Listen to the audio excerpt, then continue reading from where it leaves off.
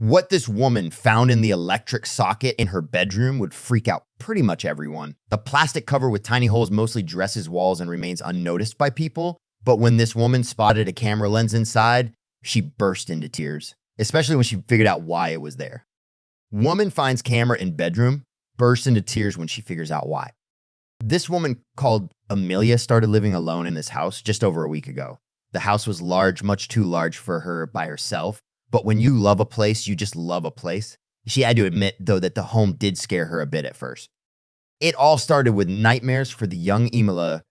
She woke up at night covered in sweat and almost sobbing because of the imagery in her head. And it didn't help that she still heard strange noises at night while awake. Amelia convinced herself that it was just the house creaking, but that notion was utterly shattered at the end of her first week alone in the house. For it wasn't the house that scared her this time. It was something far more shocking and hidden in the wall of her bedroom. She noticed the object when she was standing in front of her bedroom mirror.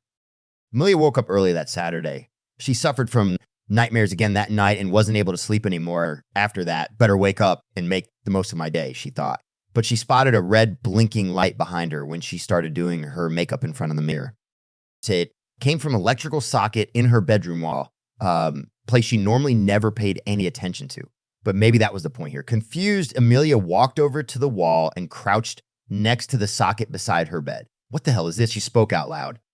The red light was unmistakably blinking from behind the plastic cover, and the anxious Amelia was determined to find out what it was. She grabbed her phone from her back pocket and used its flashlight to peek inside the holes. And that's when the young woman got the fright of a lifetime.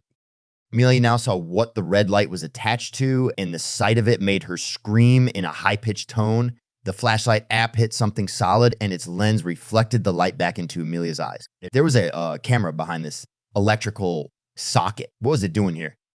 Am I being filmed? What the hell is going on? In sheer panic, Amelia grabbed the first thing she could find and started jabbing at the socket cover. She used the back of her makeup brush to do so, and luckily for her, the body came off quite quickly, revealing the camera recorder.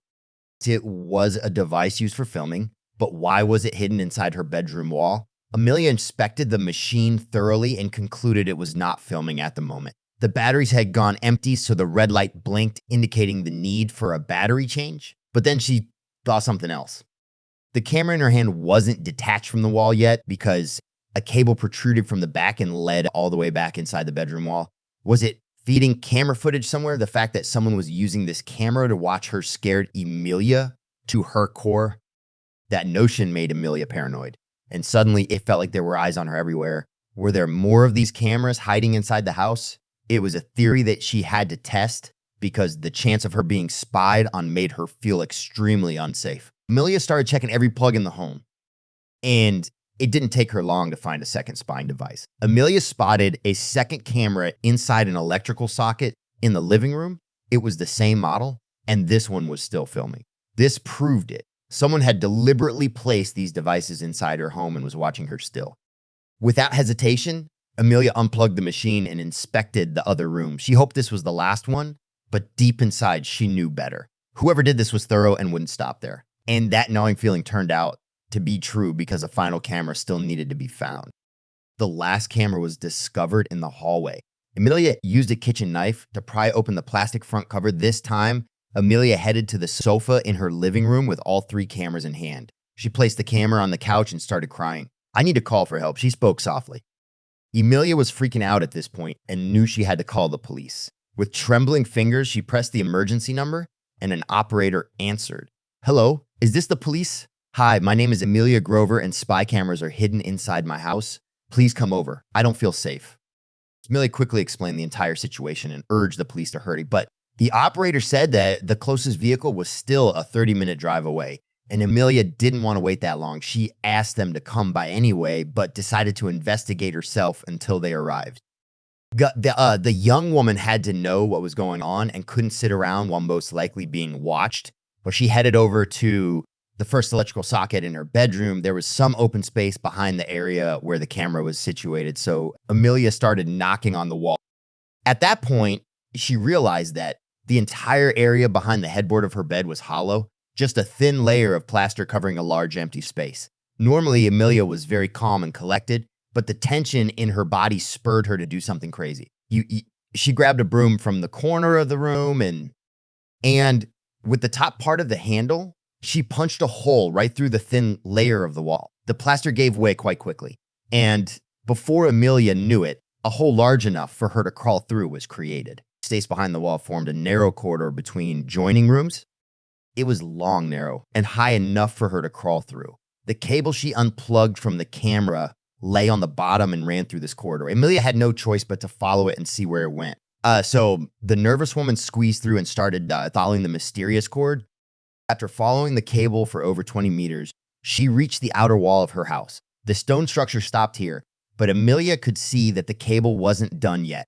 It ran outside beneath the pavement and below the grassy pasture of her garden. So as a result, Emily grabbed a shovel and got to work.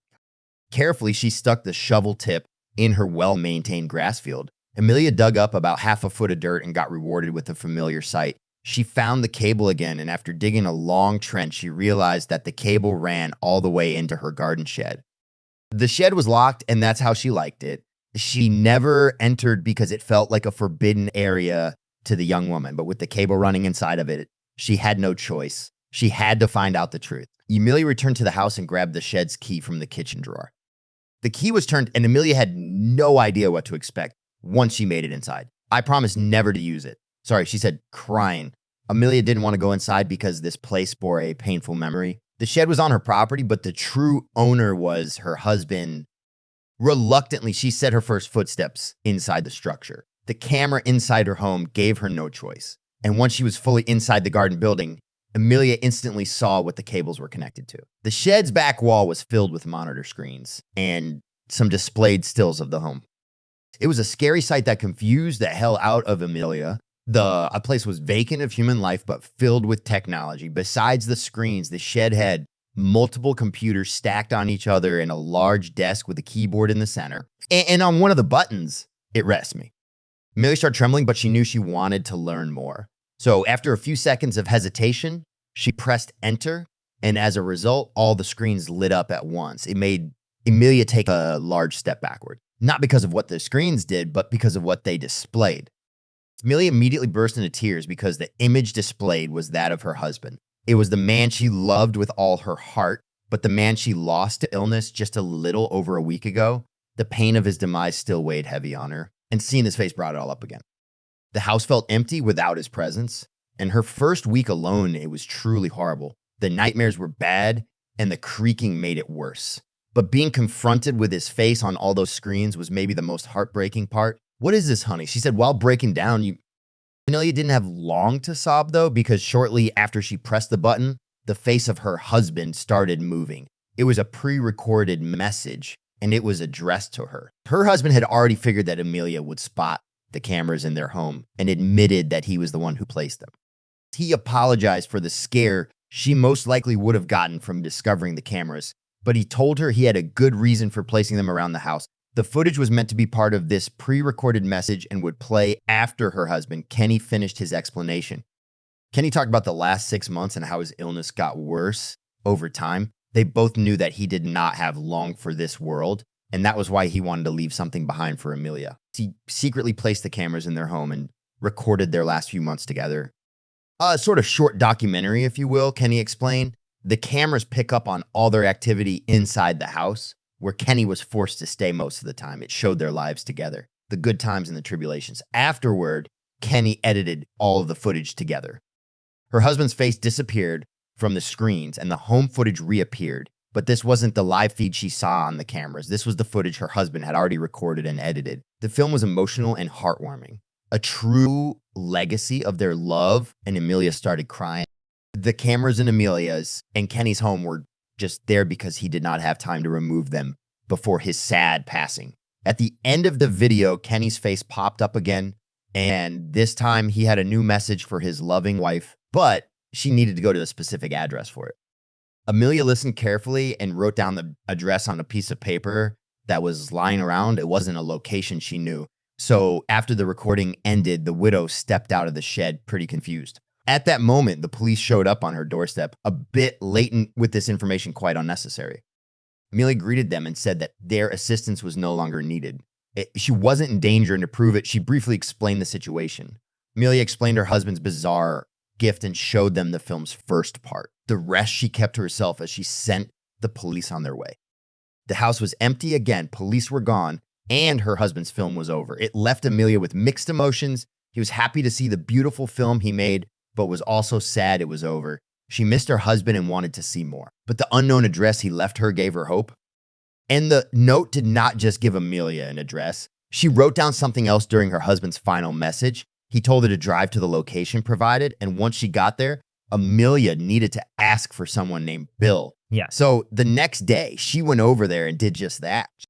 Amelia got in her car and drove over to the address provided. It was a small white house on the edge of town. She did not recognize the home when she saw it for the first time, but apparently her husband found it important. Amelia stepped out of the car and rang the doorbell twice. A woman opened the door and looked at Emil with questioning eyes. "Hello? How may I help you?" The woman asked. Amelia said that she was told to ask for Bill. At that moment, the owner's expression changed. He smiled and spoke Amelia's name before ever hearing it from her. What was going on? Amelia was confused because she never met this woman before, yet somehow she knew Amelia by name. The young widow was hesitant initially, but after the woman repeatedly gestured for her to come in, Amelia decided to follow, and later she would be glad she did. Amelia followed the strange woman further into her house and eventually took place in her living room. It was a cute place with picture frames portraying the woman's family. A true homely home, you might say. It made Amelia feel welcome, even though she still had no idea what she was doing there. She stared at the woman, waiting for an explanation, but instead the woman turned her face toward the kitchen and yelled from the top of her voice, "Bill! Come here, Bill!" she shouted. After that, the woman sat down and waited with a smile on her face, and that's when it happened. Out of the kitchen ran a huge St. Bernard dog. It was woolly and it had a happy twinkle in his eyes. It ran past the homeowner and almost jumped on Amelia's lap. Amelia was shaken back, but also loved the dog's energy as it tried to lick her face. Yeah, she smiled and patted the dog. The woman told Amelia that this dog was Bill, but that revelation still did not offer any clarity in Amelia's mind. The woman promised to explain. She said that her husband contacted her and her family shortly before his death. He knew he was about to leave his wife and wanted to do something. He didn't want to leave you alone in life. He wanted you to feel love and knew he couldn't give it to you. That was when he contacted us about adopting Bill. He spent the last 6 months corresponding through video calls and checking up on Bill, and now it's time for Bill to go. Amelia couldn't believe it. Did Kenny just give her a dog to love? Even though he was sick, it was amazing that he still had the energy to arrange all of this, but somehow it did not surprise her. She knew Kenny to be kind and creative in that way. So without hesitation, she accepted the offer.